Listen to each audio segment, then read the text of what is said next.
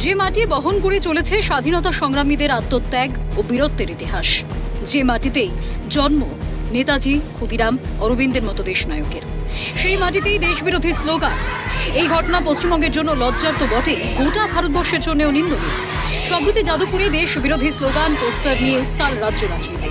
রাখি বন্ধন উৎসবের অনুষ্ঠানে গিয়েও এই নিয়ে আক্ষেপের সুর মুখ্যমন্ত্রী শুভেন্দু অধিকারীর। তার কথায় ভারত মাতাকে শক্তিশালী করা খুব প্রয়োজন। দেশের বাইরে তো শত্রুরা আছেই, কষ্ট লাগে যখন দেখি কলকাতার রাস্তায় আজাদির স্লোগান।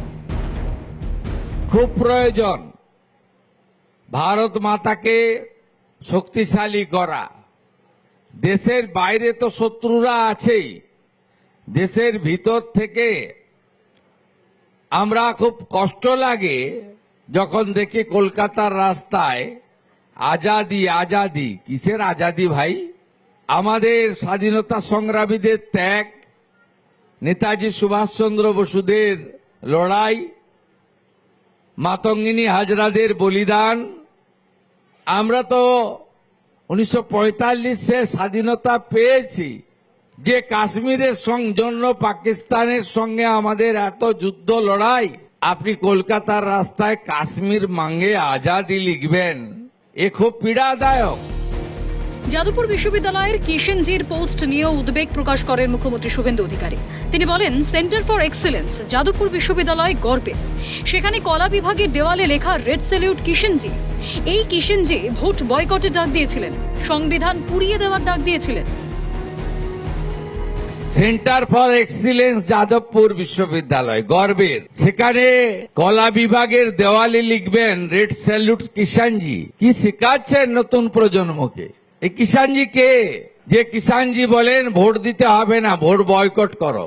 এই কিষানজি কে যিনি বলেন সংবিধান পুড়িয়ে দাও? এই কিষানজি কে যিনি বলেন ভারতকে আবার ভাগ করব গোমতী থেকে গোদাবরী? আপনি সেন্টার ফর এক্সিলেন্সের দেওয়ালে লিখবেন রেড স্যালুট কিষানজি। নতুন প্রজন্ম, আগামী প্রজন্মকে কি শিখাচ্ছেন?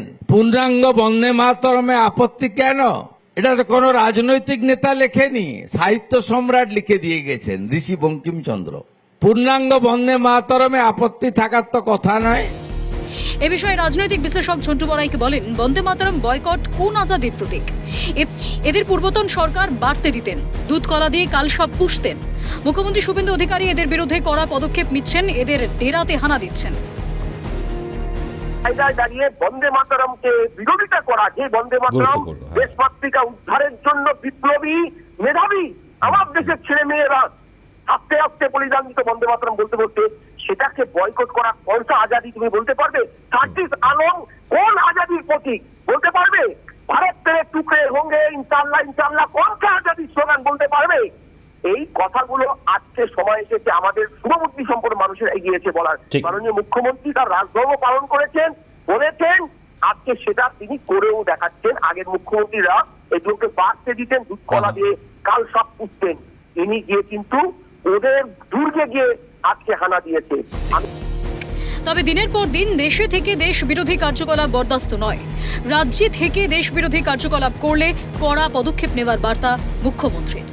ক্যামেরায় জ্যাকি সিং, সুরজিৎ প্রামাণিকের সঙ্গে রেশমি দাস, সায়ন্তন ভট্টাচার্যের রিপোর্ট, ক্যালকাটা নিউজ।